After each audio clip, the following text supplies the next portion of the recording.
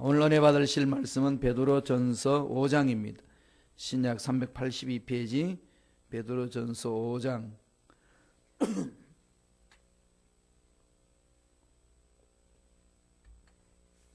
10절에서 12절까지 말씀이 되겠습니다. 베드로전서 5장 10절로 12절까지 말씀입니다. 신약성경 382페이지 베드로전서 5장 10절로 12절까지 말씀 다 같이 합독하시겠습니다. 모든 은혜의 하나님 곧 그리스도 안에서 너희를 부르사 자기의 영원한 영광에 들어가게 하신 이가 잠깐 고난을 당한 너희를 친히 온전하게 하시며 굳건하게 하시며 강하게 하시며 터를 견고하게 하시리라. 권능이 세세 무궁하도록 그에게 있을지어다. 아멘.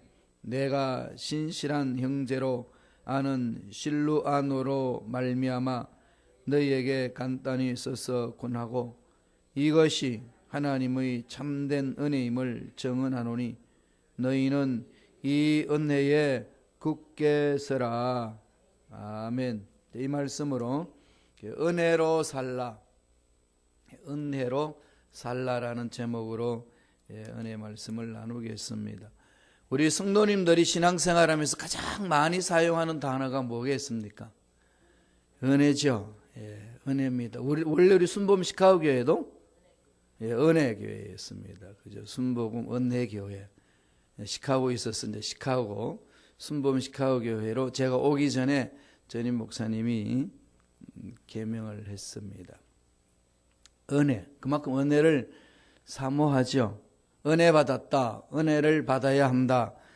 그렇지 않고 또 은혜가 식었다, 은혜가 메말랐다, 이런 말들을 참 신앙생활하면서 많이 씁니다. 가정이 편안한 것도 은혜다 그럽니다. 자녀들이 잘 되는 것도 은혜다. 사회 번창하는 것도 참 은혜다. 그리고 건강한 것도 은혜다 그러죠. 사실 하나님의 은혜가 없이는 우리 스스로 건강 못 지켜냅니다.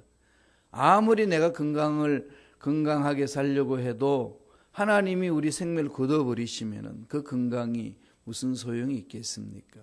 하나님의 은혜 아니고는 건강도 지킬 수도 없고 물질도 지킬 수 없고 직장생활도 사회생활도 사업도 다 허사라고 성서는 가르칩니다. 설교 말씀을 들어도 어떻게 말하죠? 은혜를 받았습니다. 그러죠? 그런 말을 해보지 못해서 모르셔요? 은혜를 받았습니다. 그래요. 그런데 이 은혜라는 말이 무슨 뜻일까요? 지난번에도 어저께도 우리가 살펴봤습니다만은 이 은혜가 무엇인지를 오늘 베드로를 통해서 한번 보겠습니다. 베드로는 성질이 급한 사람이잖아요. 말이 앞서는 사람이었고 행동이 따라가지 못해서 낭패를 당하는 경험이 있는 사람입니다. 그가 성령 체험하고 은혜를 받았어요. 성령 체험하고 은혜를 받고 난 이후에 이루 말할 수 없는 능력 사역을 감당을 했습니다. 그런 은혜를 체험하고 나서 오늘 베드로 전후서를 통해 가지고 우리에게 은혜가 뭔지를 가르쳐 줍니다. 두 가지로 살펴보겠습니다. 첫째로 베드로는 모든 은혜가 하나님으로부터 온다고 강조합니다. 모든 은혜의 하나님을 강조하죠. 모든 은혜의 근거는 하나님이시다. 자기 의사 결정, 의지, 어떤 경험, 자기가 여러 가지 일들 해놓았던 노하우 이런 것을 자체가지고 은혜를 지키고 은혜 속에 산다는 것은 거짓이다. 이걸 철저히 깨닫습니다. 그래서 오늘 말씀을 통해서 모든 은혜는 하나님으로부터 온다. 그리고 은혜를 받기 위해서는 어떻게 되겠죠? 하나님께 집중하는 길밖에 없는 거죠. 그러려면 마음이 하나님께 다 빼앗겨야 돼요. 세상 문제에 빼앗기고 세상 가치관에 빼앗기면은 하나님께 집중할 수가 없습니다. 마음이. 남녀 간에 사랑하는 것도 사랑하는 사람한테 마음을 다 주고 서로 마음을 주고받곤 해야 되지 마음이 다른 사람한테 뺏겨버리면 사랑이 반으로 나눠지는 것 아니겠어요. 그런 솔로몬이 1000명의 여인을 거느리고 살았다는데 그 사람 솔로몬 마음에 한 여인에게 마음을 집중할 수 있겠어요? 솔로몬 마음은 1000분의 1을 여인에 대한 1000분의 1을 갖고 있습니다. 그러지 않겠어요? 객관적으로 보면은. 그런 그 사랑이 어떤 것인지 한 여인을 통해서 어떻게 체험할 수 있겠습니까? 그 솔로몬의 그 안타까운 모습이 그런 게 있습니다. 하나님 은혜는 하는 게 집중해야 돼. 말씀을 볼까요? 베드로전서 5장 10절에 사도 베드로가 철저히 자기 자신의 체험을 통해서 외칩니다. 다 같이 한 목소리 읽습니다. 모든 은혜의 하나님 곧 그리스도 안에서 너희를 부르사 자기의 영원한 영광에 들어가게 하신 이가 잠깐 고난을 당한 너희를 친히 온전하게 하시며 굳건하게 하시며 강하게 하시며 터를 견고하게 하시니라. 베드로는 참 온전하게 주님을 따르고 싶었지 않겠어요. 성령 받기 전에도 그런 의지가 있었습니다. 온전하게 주님을 따르고 주님 말씀에 순종하고 여기 있는 사람이 다 주를 버려도 저는 안 버리겠습니다까지 장담하면서 따르고 싶었습니다. 그런데 그게 안 되었습니다. 그냥 계집종의 이 추궁하는 말에 다 거부하고 자기가 목숨 바쳐 따르겠다는 그분을 향하여 저주까지 하면서 떠나버렸습니다. 안 된다는 거죠. 그런데 이렇게 할 수 있는 은혜는 어디서 온다는 거죠? 하나님. 예. 하나님이 친히 온전하게 하고 하나님이 친히 굳건하게 하시고 하나님이 친히 강하게 하시고 터를 견고하게 하신다. 사업의 터, 직장의 터, 우리의 모든 자녀들 앞날의 행복의 모든 터는 하나님 손에 달려 있다는 거예요. 이걸 안다면 어떻게 해야 될까요? 부르짖어야죠. 하나님 앞에 나와서 부르짖어야 됩니다. 모든 것에 하나님이 은혜의 근거다 그럽니다. 이 은혜를 성경에 살펴보면 히브리 말로는 헨 그럽니다. 헨. 하나님이 주권적으로 주시는 거다. 헨이라고 그러고 헬라어로는 카리스라고 그럽니다. 구약은 히브리로 기록됐고 신약은 헬라어로 기록됐잖아요. 그러니까 히브리 사상은 통합적인 것이고 헬라 사상은 분석적인 겁니다. 통합적이면서도 분석적인 것. 이게 성경 신구약을 통해서 다 우리에게 주셨어요. 그래서 우리 신앙생활도 마찬가지. 전체를 바라보는 눈을 가져야 되고 부분적으로 분석할 수 있는 세밀함도 가져야 됩니다. 헨 하나님이 통째로 주신다는 거죠. 카리스 하나님이 구체적으로 필요한 것들을 채워주신다. 그걸 다른 말로 말하면 하나님의 선물이다. 하나님의 선물로 받으신 거죠. 은혜란 뭐냐? 아무 조건 없이 그냥 통째로 주시는 선물이라는 겁니다. 종합선물센터 아시나요? 그 안에는 모든 게 다 들어있습니다. 하나님이 주시는 선물은 종합선물 세트라는 거죠. 값없이 주는 은혜. 에베소서 2장 8절 한번 보세요. 사도 바울이 에베소 교인들에게 편지를 보내면서 은혜가 뭔지를 이렇게 이야기를 합니다. 다 같이 읽습니다. 너희가 그 은혜를 인하여 믿음으로 말미암아 구원을 얻었나니 이것이 너희에게서 난 것이 아니요 하나님의 선물이라. 선물이니까 값없이 주는 거잖아요. 값없이 우리는 믿음으로 예수를 믿어 구원받았고 하나님의 자녀가 되었습니다. 어떤 노력이나 대가나 행위의 결과가 아닙니다. 성령 받는 것도 전적인 은혜죠. 예수 믿는 것도 전적인 은혜요. 성령 받고서 능력 있는 삶을 사는 것도 전적인 은혜입니다. 갈라디아서 3장 2절에 보면 너희가 성령 받는 것은 율법의 행위가 아니라 듣고 믿음으로 말미암은 것이라. 듣고 약속의 말씀을 듣고 그 약속의 말씀을 따라감으로 나타난 결과가 성령의 이끌림을 받는 삶이다. 이렇게 이야기를 말하는 겁니다. 그러니까 예수 믿는 것도 스스로 믿은 거 아니에요. 여러분 새벽 예배 오는 것도 스스로 온 것 같지만은 성령께서 그 발걸음을 인도해 주셨기 때문에 오시는 겁니다. 매 순간 성령께서 인도해 주셔야 돼요. 운전하는 것도 나 혼자면 운전 잘한다고 사고 안 나나요? 아니잖아요. 옆에 사람이 와가지고 뒤 사람이 와서 박아버리면은 속수무책입니다. 그런 핸들 딱 잡고 시작할 때는요, 기도하세요. 하나님 은혜를 부어 주옵소서. 이 현대의 은혜가 임하게 하여 주옵소서. 천군 천사로 양사방을 막아주시고 보호하여 주옵소서. 그렇게 기도하고 출발하세요. 더 구체적으로 기도하기를 원하면은요, 꼭 핸들을 잡고 주기도문을 하세요. 그 주기도문 주님이 가르쳐 주신 기도잖아요.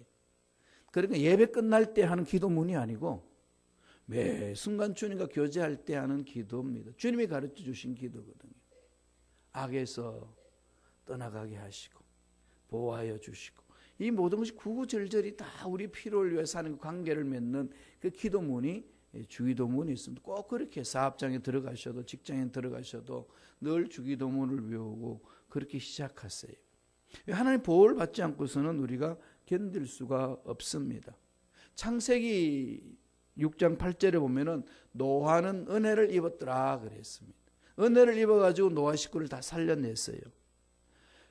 누가복음 1장 28절에 보면 마리아도 은혜를 입었더라 그랬습니다. 은혜를 받은 자여 평안할지어다. 하나님이 보살펴 주셨다는 거죠. 그래서 마리아가 두려워하니까 마리아여 무수하지 말라. 처녀 몸에 아기가 생겼으니 이게 이해할 수 없지 않겠어요? 말이 되겠습니까? 여러분 어떠시겠어요? 처녀 몸에 아기가 생기면은, 물론 아기를 다 낳아보신 우리 권사님들 말고 한 번도 아기 낳아보지 못한 처녀가 아기 생긴다, 남녀 관계도 없이 아기가 생겼다, 이건 그냥 기절할 사건 아니겠어요? 두려워하는 그 마리아에게 하나님이 찾아오신 성령이 임하십니다. 마리아여 두려워 무서워하지 말라. 네가 하나님의 은혜를 입었느니라. 초대교회 최초의 순교자 스데반이 죽어갈 때 어떻게 했지요? 웃으면서 죽었습니다. 천사 얼굴 같더라 그랬습니다. 그때 기록하기를 사도행전 6장 8절에 보면은 스데반은 은혜가 충만했다. 예수님은 이 어릴 때의 모습을 누가복음에서 잠깐 설명한 내용이 있습니다. 누가복음 2장 40절에 보면은 하나님의 은혜가 그 위에 있더라.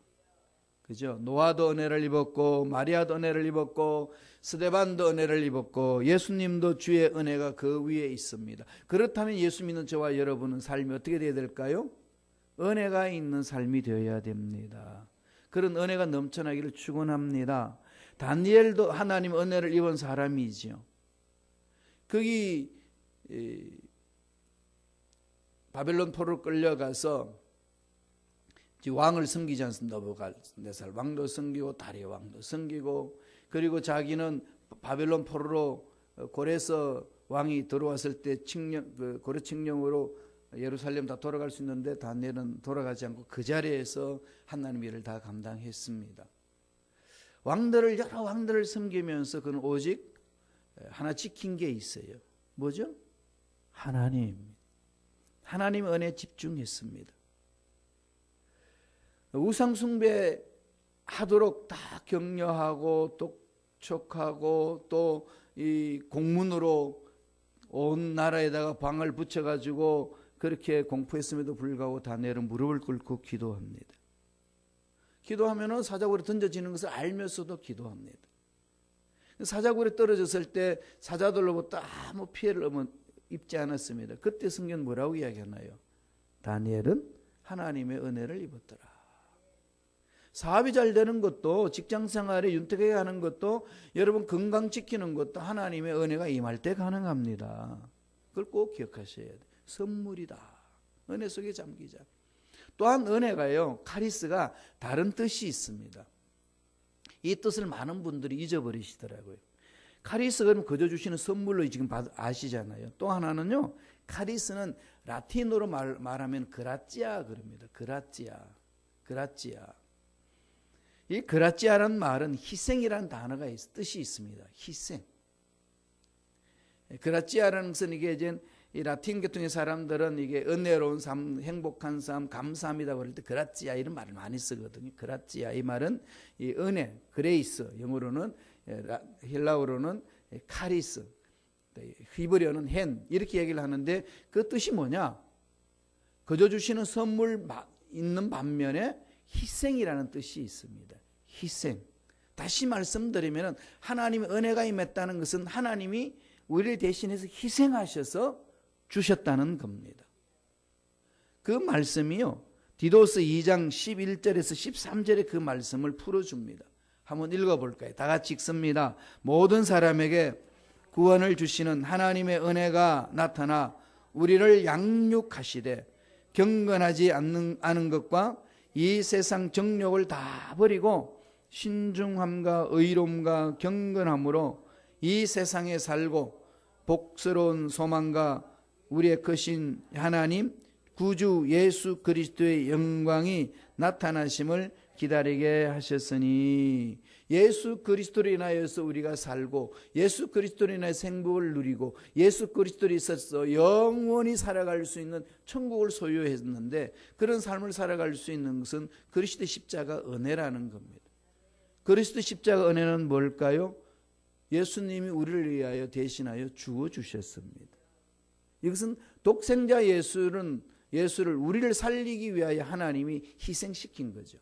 그 의미가 있습니다. 십자가 그러면은 주님의 희생이잖아요. 십자가는 하나님의 은혜의 선물이고 십자가는 하나님의 은혜의 희생입니다. 그렇기 때문에 우리가 은혜를 받을 때 헛되이 받아서는 안 된다고 바울은 가르칩니다. 고린도후서 6장 1절에 보면은 하나님의 은혜를 헛되이 받지 말라. 이 은혜는 어마어마한 대가를 지불하고 주셨다는 거죠.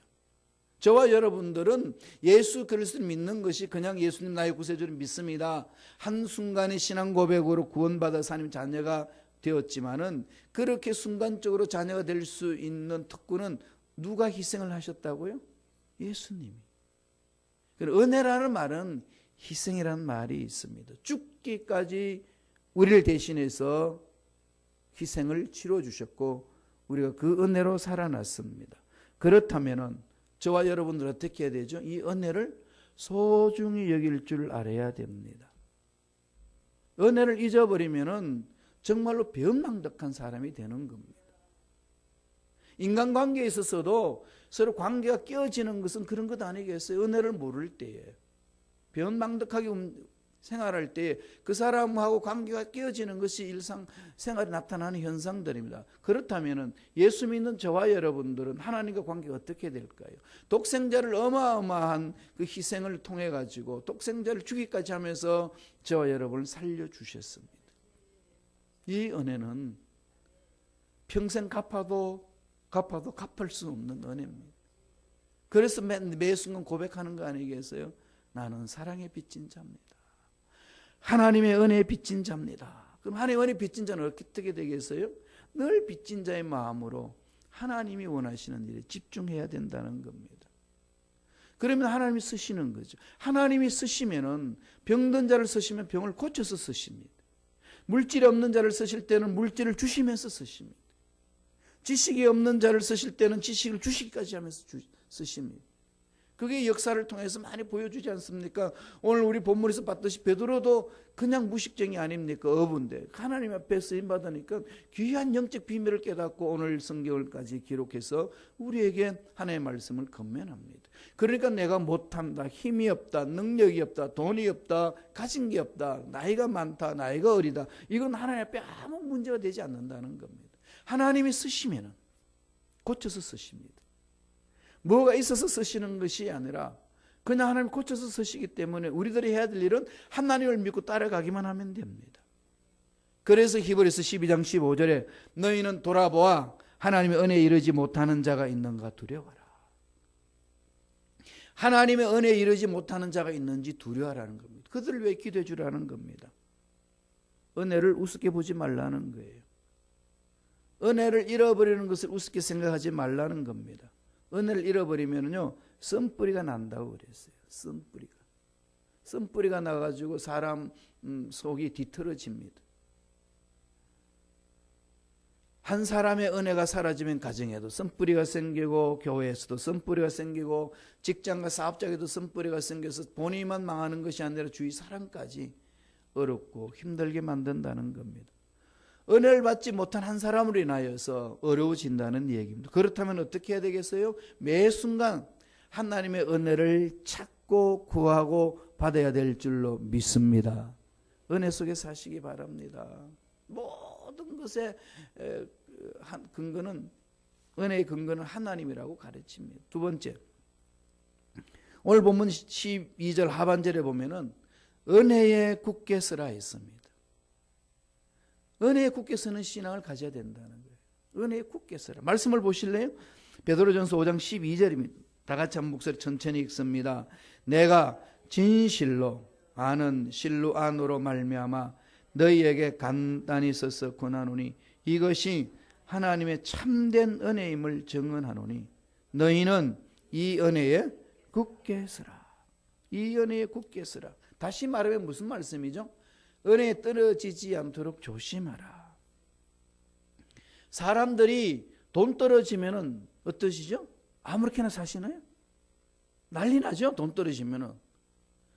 주식 투자를 했는데 주가가 떨어지면은 뭐 엄청난 그냥 스트레스 속에 삽니다. 뭔가 떨어지면 아우성입니다.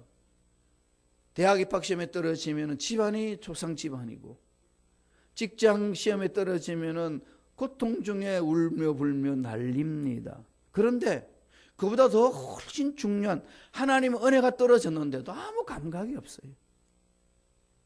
우리가 그렇게 속고 삽니다. 은혜가 떨어져서 은혜가 식어지는 줄도 모르고 가슴 아파하고 두려워하지도 않는다는 것이 큰 문제라는 겁니다. 여러분 어떠신가요?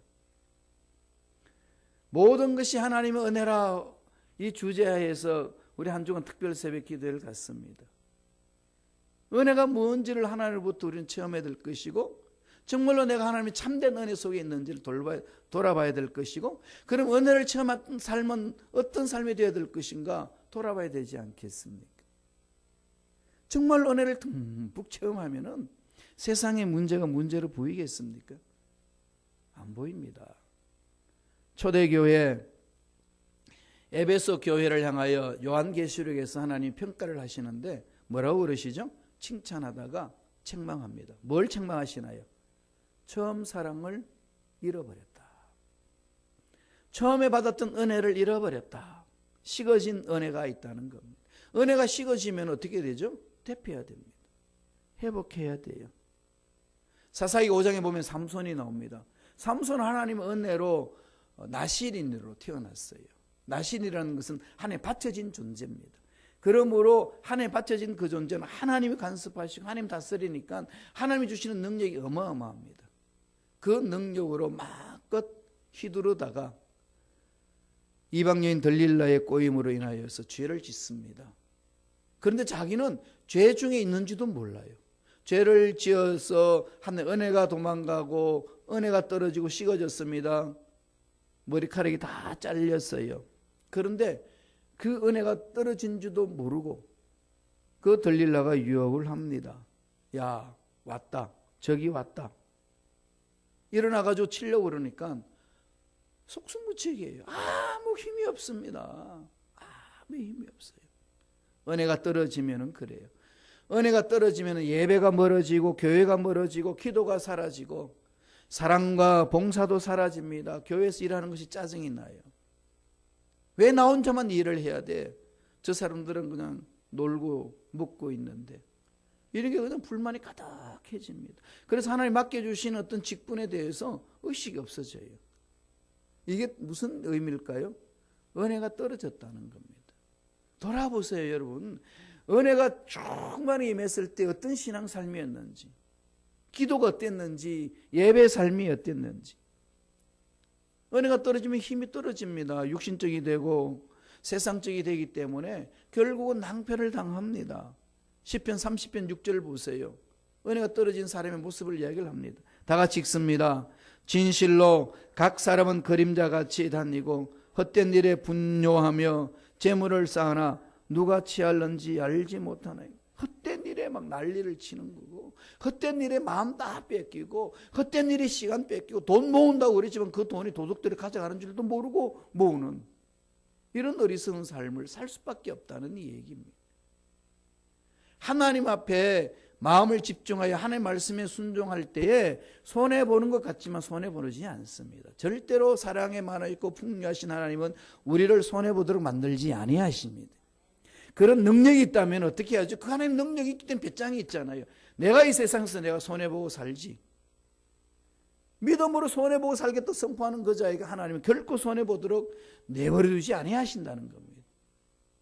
주를 위하여 죽고자 해보세요. 죽도록 내버려두나? 절대로 그러지 않습니다. 죽고자 하는 자는 살 것이요 살고자 하는 죽으리라. 마음을 어디에 두느냐는 거죠. 이 모든 것들도 하나님 은혜가 있을 때에 가능합니다. 성도는 은혜를 받는 사람을 말합니다. 성도란 거룩한 자들이잖아요. 하나님의 도를 깨달은 자들입니다. 도를 깨달았다는 것은 하나님의 은혜를 체험했다는 자들입니다. 은혜를 받아야 돼요. 은혜로 살아야 됩니다. 은혜로 나를 바라봐야 되고, 은혜로 문제를 바라야 되고, 은혜로 부모를 바라야 되고, 은혜로 자식들을 바라봐야 되고, 은혜로 친구, 친척을 보고, 은혜로 교회를 봐야 됩니다. 여러분들이 이 김 목사를 은혜로 보지 않으면요, 짜증나서 못 삽니다. 지금 가만히 속으로 아무 말도 안 하고 있지만 속은 그러잖아요. 사람이 다 그래요. 한두 가지가 아니지 않습니까? 제가 제 자신을 봐도 그래요. 하나님 은혜 없이는 정말 이 자리 못 씁니다. 날마다 그럽니다. 우리는 은혜 없이는 인간관계 맺을 수 없어요. 은혜가 떨어지면 자동적으로 믿음이 떨어지잖아요. 누가복음 22장 32절에 보면은요, 예수님께서 베드로에게 말합니다. 내가 너를 위하여 내 믿음이 떨어지지 않기를 기도했노라. 베드로가요, 성령 받기 위해서는 다 할 수 있는 것만 같았습니다. 성령 없어도 주님을 따라갔을 때. 그러나 주님이 고난 받을 때는 그냥 다 핑계쳐 버렸습니다. 이게 인간이에요. 연약합니다. 하나님의 은혜가 임하지 않으고는 결코 하나님이 맡겨주신 일을 감당할 수가 없습니다. 아브라함이 하나님의 약속의 말씀을 붙들고 가다가 어느 순간에 은혜가 떨어집니다. 그랬더니 사라 말에 귀를 기울입니다. 하나님의 말씀을 기울이면 따라왔다가 사라 말에 귀를 기울입니다. 하갈을 취해서 자식을 얻습니다. 그러고 나서 하나님으로부터 책망을 받지 않습니까? 가정이 깨어지고 얼마나 어려움이 많았습니까? 이스마엘이 그 가정에 태어났을 때에 사라와의 관계가 어려워졌습니다. 하나님의 뜻을 저버린 자의 삶의 결과입니다. 다윗도 은혜가 떨어지니까 어디로 가죠? 지붕 위로 올라가가지고 전쟁 치러 가지 않고, 부하들은 다 전쟁 치러 갔는데 그렇게 용맹스럽고 믿음 일꾼 다윗이 은혜가 떨어지면 기도도 안 합니다. 지붕 위에 올라가서 어슬렁거리다가 밧세바를 발견하고 그 아리따움에 끌려가지고 넘어집니다. 믿음이 사라져요. 은혜가 떨어지면. 은혜가 떨어지면 사랑도 떨어집니다. 사랑이 떨어지면은요, 기도에 관심도 없고, 말씀에 관심도 없고, 교회에 관심도 없습니다. 목사님 혼자서 북치고 장구 찢어요. 그건 목사님이 일이지. 목사님 하셔야지. 이러면서 그냥 다 무관심으로 끝납니다. 그럴 때 자신 돌아보세요. 하나님의 은혜가 내 속에 있는가? 하나님의 은혜 떨어지면 근본적으로 뭐가 떨어지겠어요? 영역이 없어지잖아요. 무기력해집니다. 정말로 무기력해지죠. 아까 말했던 삼손을 보면 얼마나 무기력합니까? 사무엘상 16장 20절 보세요. 사사기 16장 20절. 사사기 16장 20절 다 같이 읽습니다. 삼손이 내가 전과 같이 나가서 몸을 떨치리라 하였으나 야훼께서 이미 자기를 떠나신 줄을 깨닫지 못하였어. 아무 쓸모 없습니다. 은혜를 잊어버리면은 하나님이 나와 함께 하신다는 사실조차도 모르고 그냥 세상에 끌려다닙니다. 삼손은 머리가 깎인 줄도 모르고 하나님의 은혜가 떠난 줄도 모르고 힘써봤지만 아무런 힘이 없었습니다. 무기력해집니다. 은혜가 충만할 때는 어땠나요? 불같은 시험이 와도, 은혜가 충만할 때는 엄청난 문제가 와도, 세상 사람들이 도저히 이해할 수 없는 문제가 와도 능히 이겨냅니다. 여러분, 난로가 펄펄 이렇게 막 이 불이 올라가지고 뜨거울 때는 물 뿌려보세요. 물이 다 어떻게 되죠? 튕겨버립니다. 그러나 미지근하면 물이 어떡하죠? 고여요. 라오디아 교회에게 계시록에서 주님이 책망할 때 뭐라 그럽니까? 너희들은 덥지도 않고 뜨겁지도 않고 차지도 않고 미지근하다는 거죠. 토해내리라. 미지근하면 마귀들이 그냥 와서 자리를 잡고 있습니다. 이건 오늘날 저와 여러분 신앙생활을 돌아봐야 됩니다.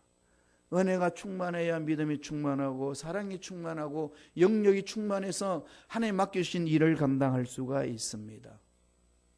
은혜가 떨어졌다면 빨리 회복하시기 바랍니다. 은혜 속에 있다면 더 은혜 속에 들어가도록 은혜를 구하고 찾고 매달리는 저와 여러분 되시기를 바랍니다. 그래야 우리가 승리할 수 있습니다.